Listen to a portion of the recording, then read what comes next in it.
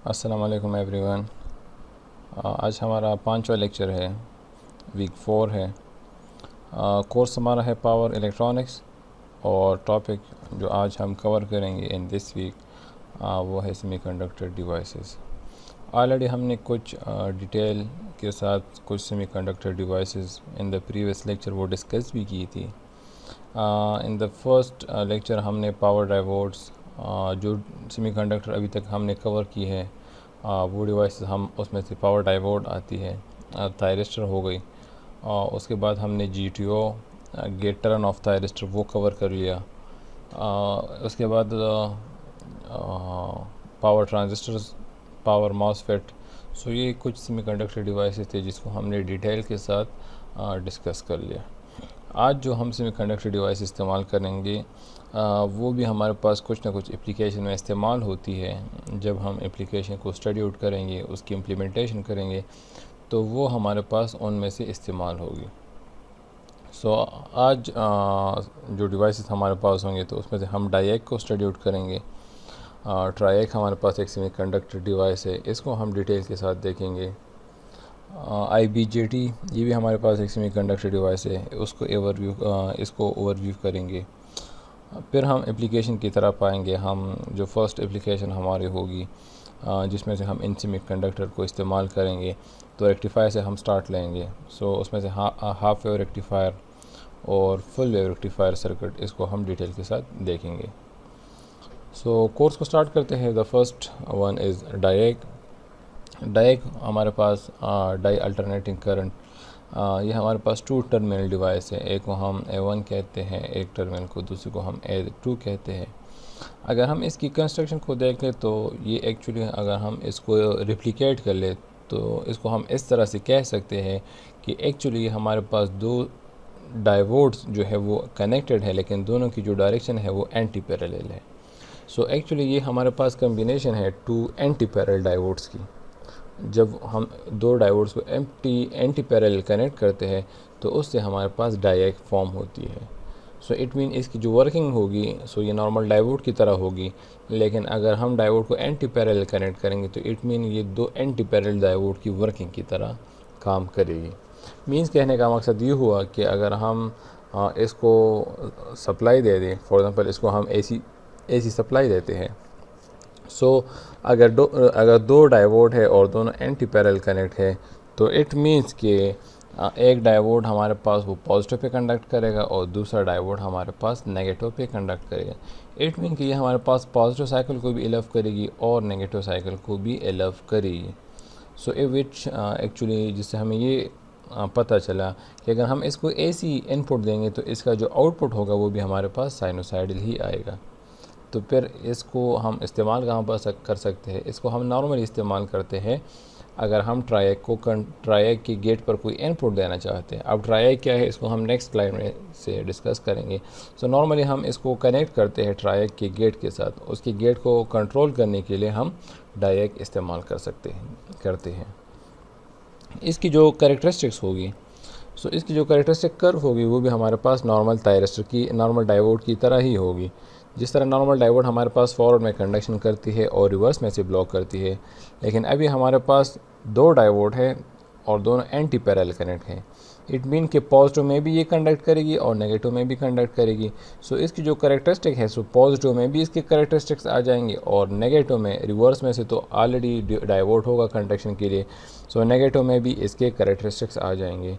सो इसकी characteristic normal diode की तरह होगी, इनिशियली कंडक्शन नहीं करेगी, फिर जब थ्रेशोल्ड वोल्टेज आ जाएगी उसके बाद ये कंडक्शन स्टार्ट कर लेगी।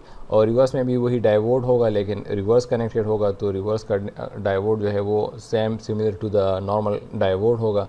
सो वो भी हमारे पास फर्स्ट कंडक्शन नहीं करेगी up to the threshold voltage, और जब वो क्रॉस कर लेगी तो उसके बाद ये कंडक्शन स्टार्ट कर लेगी। सो ये दोनों डायरेक्शन में से कंडक्शन करती है। नेक्स्ट हमारे पास है ट्रायएक। ट्रायएक मीन्स ट्राई अल्टरनेटिंग करंट। इसमें हमारे पास 3 टर्मिनल्स होते हैं। एक को हम कहते हैं A1, एक को हम कहते हैं A2 और एक हमारे पास होती है गेट। डायएक में हमारे पास 2 डायोड एंटी पैरेलल कनेक्ट होती है, लेकिन वो हमारे पास अनकंट्रोल डिवाइस था। ट्रायएक हमारे पास कंट्रोल डिवाइस है और इसको हम कंट्रोल करते हैं फ्रॉम द गेट। इसमें हमारे पास two thyristor anti parallel connect होती हैं। इसका मतलब इसमें होता नहीं है, लेकिन अगर हम इसको कंपेयर कर लें तो इसको हम रिप्लिकेट कर सकते हैं कि ये एक्चुअली हमारे पास टू एंटी पैरेलल थायरिस्टर्स होते हैं, और उनकी जो गेट होती है वो हमारे पास कॉमन होती है। गेट कॉमन होती है, इसलिए अगर हम गेट को पल्स देंगे तो वो दोनों थायरिस्टर को एट ए टाइम ही मिलेगा। तो इट मीन कि जो पॉजिटिव साइकिल होगा उसको जिस टाइम पे हम कंट्रोल करना चाहते हैं वही हमारे पास नेगेटिव टाइम पर भी वही कंट्रोल होगा। मीन्स कहने का मकसद ये हुआ कि अगर हमने गेट पर फायरिंग पल्स दी है at angle 30 degree, so it means कि हमारा जो पॉजिटिव साइकिल होगा वो भी 30 डिग्री से स्टार्ट होगा, और हमारा जो नेगेटिव साइकिल होगा वो भी 30 डिग्री से ही स्टार्ट होगा। सो इसके थ्रू हम दोनों साइकिल को कंट्रोल कर सकते हैं। थायरिस्टर के थ्रू हम सिर्फ एक साइकिल को कंट्रोल कर सकते थे। इसके जो करेक्टरिस्टिक्स है वो भी हमारे पास नॉर्मल थायरिस्टर की तरह होंगे, लेकिन इन बोथ डायरेक्शन होंगे। सो पॉजिटिव में भी हमारे पास इसके करेक्टरिस्टिक्स आ जाएंगे, जिसमें हमारे पास जब तक ये होल्डिंग करंट, जब तक लेचिंग करंट तक इसकी वैल्यू नहीं पहुंचेगी तो ये हमारे पास ऑन नहीं होगा। और रिवर्स में भी हमारे पास सिमिलर टू द थायरिस्टर होगा, लेकिन वो रिवर्स में से कनेक्टेड होगा। तो ये भी हमारे पास तब ऑन होगा जब तक लेचिंग करंट तक इसकी वैल्यू नहीं पहुंचेगी। सो इसके लिए भी जो फायरिंग पल्स है उसकी विड्थ एटलीस्ट इतनी होनी चाहिए कि हमारे पास दोनों थायरिस्टर जो है वो लेचिंग करंट तक पहुंच जाए। जैसे वो लेचिंग करंट तक पहुंच जाएंगे तो ये ट्रायक हमारे पास ऑन हो जाती है। सो इसको हम नॉर्मली उन एप्लीकेशन में इस्तेमाल करते हैं जिसमें से हम किसी भी, फॉर एग्जांपल हम एक मोटर है उसकी स्पीड को कंट्रोल करना चाहते हैं, एक एसी मोटर है, सो हम ट्रायक इस्तेमाल कर सकते हैं उसकी स्पीड को कंट्रोल करने के लिए। नेक्स्ट हमारे पास डिवाइस है जिसको हम कहते हैं IBGT, insulated gate bipolar transistor. So ये हमारे पास एक सेमीकंडक्टर डिवाइस है जिसमें से दो सेमीकंडक्टर डिवाइसेस की जो एडवांटेजेस है या गुड पैरामीटर्स है वो कंबाइन हो चुकी है। इसका जो गेट होता है वो उसकी जो करेक्टरिस्टिक है वो मॉसफेट की तरह होती है, और इसकी जो आउटपुट करेक्टरिस्टिक्स होती है वो बाईपोलर ट्रांजिस्टर की तरह होती है। बिकॉज बाईपोलर ट्रांजिस्टर की कैपेबिलिटी है कि वो हाई पावर एप्लीकेशन के लिए इस्तेमाल हो सकता है, और जो gate characteristic of the MOSFET है वो इसमें से इनपुट पर गेट करेक्टरिस्टिक जो है वो voltage control characteristic of the MOSFET वो इसमें से इंट्रोड्यूस हो चुकी है। सो इट मीन्स कि हमारे पास जो IGBT है ये इसकी जो इनपुट या गेट करेक्टरिस्टिक है ये पावर मॉसफेट की तरह होती है, जिसके थ्रू हम वोल्टेज गेट पर पल्स देते हैं और इसके थ्रू हम करंट को कंट्रोल करते हैं। कौन सा current? Collector to the emitter current. लेकिन इसकी जो आउटपुट करेक्टरिस्टिक्स है, जो कलेक्टर एमिटर करेक्टरिस्टिक है, वो ट्रांजिस्टर बाईपोलर ट्रांजिस्टर की तरह होती है। इसलिए इसकी जो 3 टर्मिनल है उसको गेट, कंट्रोल, एमिटर और कलेक्टर कहा जाता है। इसमें से जो ट्रांजिस्टर पोर्शन है वो इसलिए है क्योंकि ट्रांजिस्टर को हम हाई पावर एप्लीकेशन के लिए इस्तेमाल करते हैं, लेकिन ट्रांजिस्टर की जो जो बेस करेक्टरिस्टिक्स है वो मतलब इनपुट करेक्टरिस्टिक वो बहुत मतलब इतना अच्छा कंट्रोल उसका नहीं है। सो gate control of the MOSFET जो है वो ज़्यादा फेवरेबल है, बिकॉज़ जितना हम गेट पे ज़्यादा वोल्टेज देंगे उतना हमारे पास जो करंट है ड्रेन करंट वो ज़्यादा फ्लो करेगा, लेकिन यहाँ पर कलेक्टर करंट ज़्यादा होता जाएगा। So it's the combination of control and high power capability. Control जो है वो पावर मॉसफेट से आ जाता है एंड हाई पावर कैपेबिलिटी जो है वो ट्रांजिस्टर से आ जाती है। सो इससे हमारे पास IGBT वो बन जाती है, इंसुलेटेड गेट बाईपोलर ट्रांजिस्टर बन जाती है। सो यहाँ पर हमारे पास सेमीकंडक्टर डिवाइसेस जो है वो ख़त्म हो जाते हैं। सो अगर हम अपनी सेमीकंडक्टर डिवाइसेस को थोड़ा सा ओवरव्यू कर लें तो स्टार्ट में से हमने पावर डायोड स्टार्ट की थी जिसको हम पावर एप्लीकेशन के लिए इस्तेमाल करते हैं। उसके बाद जो है ट्रांजिस्टर जो है वो हमने स्टडी आउट की थी। सॉरी थायरिस्टर हमने स्टडी आउट की थी। सो थायरिस्टर हमारे पास कंट्रोल डिवाइस है जिसको हम जिसके थ्रू हमारे पास जो आउटपुट होती है वो कंट्रोल होती है। इसके लिए हमने डिफरेंट फायरिंग सर्किट्स जो थी वो स्टडी आउट की थी। थायरिस्टर की हमारे पास एक कैरेक्टरिस्टिक थी कि अगर हम थायरिस्टर को एक मरतबा गेट पल्स के थ्रू ऑन कर लिए और उससे फिर हम गेट पल्स रिमूव भी कर ले तो वो हमारे पास ऑन स्टेट में से रहती है। सो ये कुछ ना कुछ कैरेक्टरिस्टिक थे थायरिस्टर की जो हमने स्टडी आउट की थी। फिर हमारे पास फिर हमने GTO gate turn off thyristor. So thyristor को हम ऑन कर सकते हैं लेकिन हम उसको ऑफ़ नहीं कर सकते through the gate pulse. So GTO हमारे पास एक ऐसी डिवाइस है जिसको हम ऑन भी कर सकते हैं थ्रू द गेट पल्स और उसको हम ऑफ़ भी कर सकते हैं थ्रू द गेट पल्स। और पॉजिटिव गेट पल्स के थ्रू हम ऑन करते हैं और नेगेटिव गेट पल्स के थ्रू हम उसको ऑफ़ करते हैं। सो ये भी हमने जो है स्टडी आउट की थी। उसके बाद पावर ट्रांजिस्टर, उसमें हमारे पास 2 टाइप्स थे, NPN PNP ट्रांजिस्टर था। इसको हमने डिटेल के साथ किया और इसकी जो एप्लीकेशन हमारे पास ये थे कि हम इसको एज ए स्विच जो है इस्तेमाल कर सकते हैं। ये एप्लीकेशन हमने स्टडी आउट की थी। लास्ट में से फिर हमने पावर मॉसफेट स्टडी आउट की थी। पावर मॉसफेट भी हमारे पास एक सेमीकंडक्टर डिवाइस है जिसके थ्रू जो हमारे पास actually control voltage control device है और इसको भी हम एज ए स्विच इस्तेमाल कर सकते हैं। उसके बाद हमने डायएक पढ़ ली जो 2 एंटी पैरेलल डायोड्स की तरह एक्चुअली काम करती है और उसके बाद ट्रायएक जो एक्चुअली 2 एंटी पैरेलल थायरिस्टर की तरह काम करती है और लास्ट में से IGBT insulated gate bipolar transistor ये हमने स्टडी आउट की। इसमें से बीच में से हमने स्कॉची डायोड और जीनर डायोड और फास्ट स्विचिंग डायोड ये थोड़े इसको भी हमने डिस्कस किया था। सो यहाँ पर हमारे पास सेमीकंडक्टर डिवाइसेस का जो पोर्शन था वो ख़त्म हुआ। इसके बाद हम जो है इनकी एप्लीकेशन की तरफ आएंगे कि इनको हम हर एक सेमीकंडक्टर डिवाइस को हम किस किस एप्लीकेशन में से इस्तेमाल कर सकते हैं। सो फर्स्ट हमारे पास है रेक्टिफायर सर्किट। रेक्टिफायर हमारे पास एक ऐसे सर्किट्स होते हैं जिसके थ्रू हम AC वोल्टेज को DC वोल्टेज में से कन्वर्ट करते हैं। सो एक्चुअली इस सर्किट का काम ही ये होता है कि हमारे पास इसको हम इनपुट वोल्टेज AC वोल्टेज देते हैं और इसका जो आउटपुट हमारे पास आएगा वो हमारे पास DC वोल्टेज आएगा। अब इस सर्किट में हमारे पास क्या होता है, इस सर्किट में हमारे पास एक्चुअली लगा होता है डायोड एक सेमीकंडक्टर डिवाइस है जो इसमें से लगता है और इसके थ्रू हम ये फंक्शन या ये काम जो है ये प्रोसेस जो है वो कंप्लीट होता है। इसी प्रोसेस के थ्रू हमारे पास क्या हो जाता है, AC से DC में हमारे पास जो वोल्टेज है वो कन्वर्ट हो जाती है। अब हमारे पास जो रेक्टिफायर है इसके 2 टाइप्स हैं। एक को हम कहते हैं हाफ वेव रेक्टिफायर सर्किट और दूसरे को हम कहते हैं फुल वेव रेक्टिफायर सर्किट। अब रेक्टिफायर में भी हमारे पास 2 टाइप्स हमारे पास होते हैं फर्दर। एक को हम कहते हैं अनकंट्रोल्ड रेक्टिफायर सर्किट और एक को हम कहते हैं कंट्रोल रेक्टिफायर सर्किट। सो अनकंट्रोल हमारे पास वो रेक्टिफायर सर्किट होते हैं जिसमें से हमारे पास डायोड्स लगे होते हैं और कंट्रोल रेक्टिफायर हमारे पास वो सर्किट होते हैं जिसमें से हमारे पास थायरिस्टर लगे होते हैं। सो आज की क्लास में से हम अनकंट्रोल्ड रेक्टिफायर को स्टडी आउट करेंगे and in the next class we will discuss control rectifier circuit. फिर इन सर्किट रेक्टिफायर सर्किट में भी हमारे पास लोड पे हमारे पास डिपेंड होती है।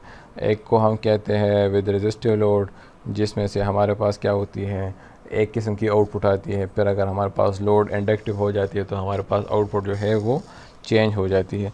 इसी तरह हमारे पास in the control rectifier circuit वहाँ पर भी हमारे पास रेजिस्टिव और इंडक्टिव लोड का इफ़ेक्ट होता है जिसकी वजह से हमारे पास जो आउटपुट वेव फॉर्म होती है वो चेंज होती रहती है।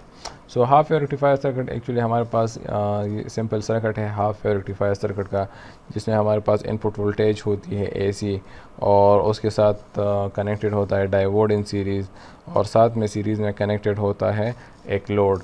सो हमारे पास जब AC वोल्टेज आती है उसकी वजह से हमारे पास क्या होता है, उसकी वजह से हमारे पास जो पॉजिटिव साइकिल अगर आएगी तो वो डायोड फॉरवर्ड बायस हो जाएगा और हमारे पास जो आउटपुट है अगर उसके साथ हमने ऑसिलोस्कोप वगैरह लगाया है तो हमारे पास हाफ वेव फॉर्म जो है वो ऑन द ऑसिलोस्कोप वो एब्जर्व हो जाएगी।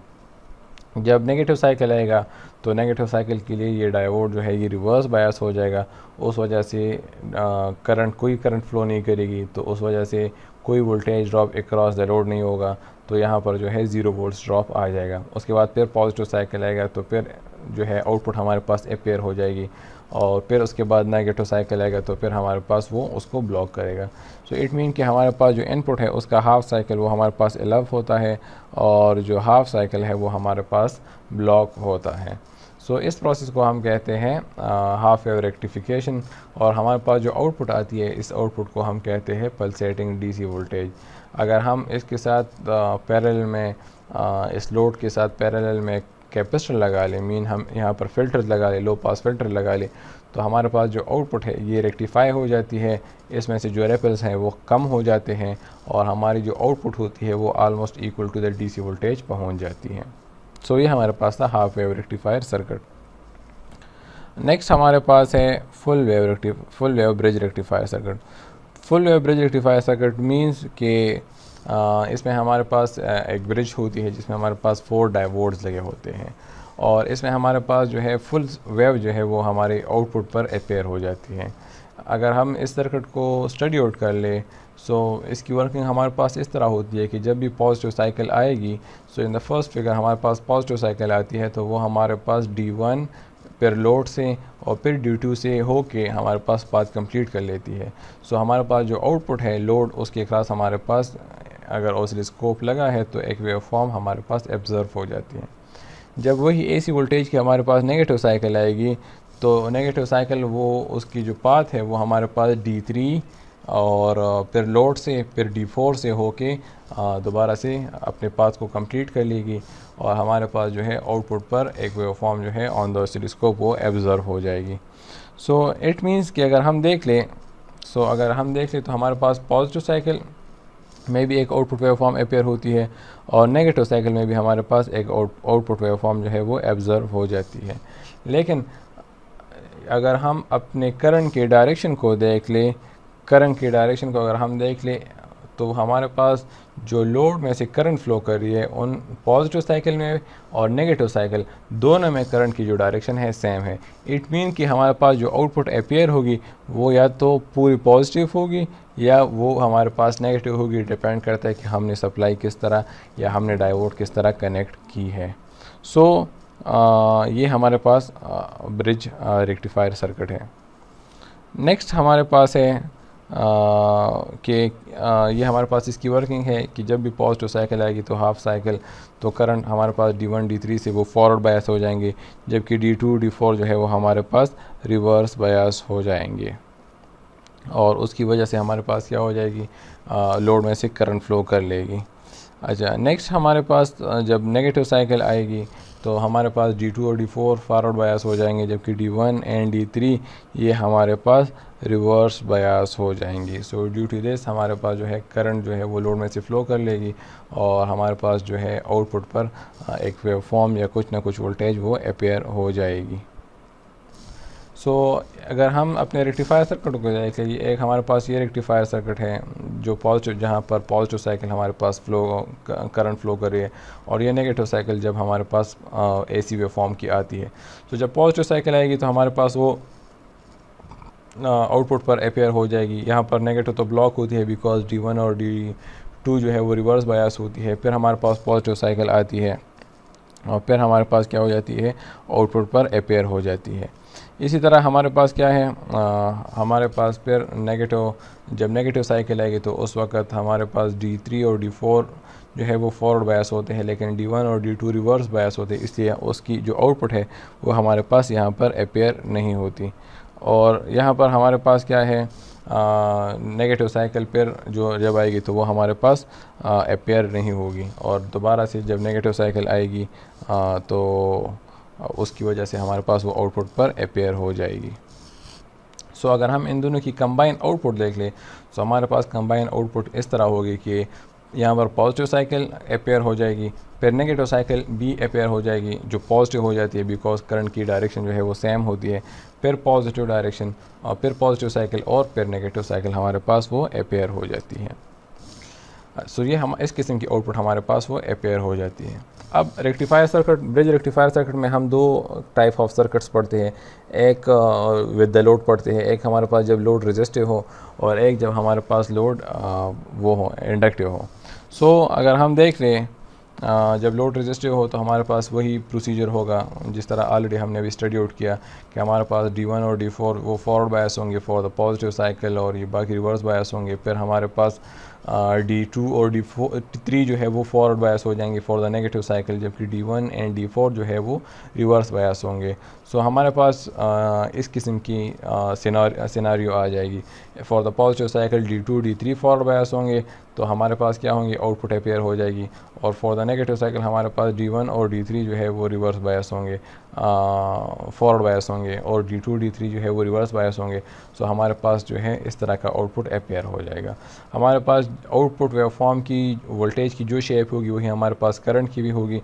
सो ये हमारे पास आउटपुट वोल्टेज को शो कर रही है, ये हमारे पास आउटपुट करंट को शो कर रही है। ये हमारे पास इनपुट करंट है, सो इसकी शेप हमारे पास इनपुट वोल्टेज की तरह होगी। यहाँ पर एक एग्ज़ाम्पल है, एग्ज़ाम्पल मींस के यहाँ पर एक ब्रिज रेक्टिफायर है जिसको वोल्टेज में दी है 120 वोल्ट्स, और उसकी जो लोड रेजिस्टेंस है हमारे पास वो है 10.8 ओम। सो हमने कैलकुलेट करना है, we have to calculate what, first we have to calculate peak voltage, peak load voltage, फिर DC voltage across the load, DC load current, average output power, the rectifier efficiency, ripple factor and power factor, ये सब हमने calculate करना है। सो इसकी solution कुछ इस तरह से है। फर्स्ट हमारे पास पीक लोड वोल्टेज कैलकुलेट करनी है। सो VM हमारे पास बराबर हो जाएगा इक्वल टू √2 VRMS के। सो VRMS की वैल्यू हमें गिवन है कि वो हमारे पास 120 के बराबर है। सो इसको मल्टीप्लाई कर लेते हैं तो हमारे पास 170 वोल्ट्स आ जाते हैं। फिर हमारे पास है DC voltage across the load. So V0 average हमारे पास बराबर है 0.636 मल्टीप्लाई बाय 170, इससे हमारे पास 108 वोल्ट्स आ जाते हैं। और लास्ट में हमारे पास जो है फिर DC लोड करंट हमारे पास है, तो आई एवरेज जो है वो हमारे पास V average divided by the R के बराबर है। सो V एवरेज हमारे पास 108 है और R की वैल्यू हमारे पास जो है वो 10.8 है, तो इससे हमारे पास 10 एम्पियर आ जाएगी। फिर नेक्स्ट हमें कैलकुलेट करनी है average current. So average current हमारे पास डायोड की जो एवरेज करंट है वो हमारे पास बराबर हो जाएगी average output current divided by 2। सो इससे हमारे पास 5 एम्पियर आ जाएगी। फिर एवरेज आउटपुट पावर है, सो वो हमारे पास P एवरेज हमारे पास बराबर हो जाएगी V average into I average के। सो इससे हमारे पास 1080 वाट्स आती है। फिर एफिशिएंसी है तो वो हमारे पास 8 डिवाइडेड बाय पाई स्क्वायर के बराबर है, तो वो हमारे पास 0.81 या 81% आ जाएगी।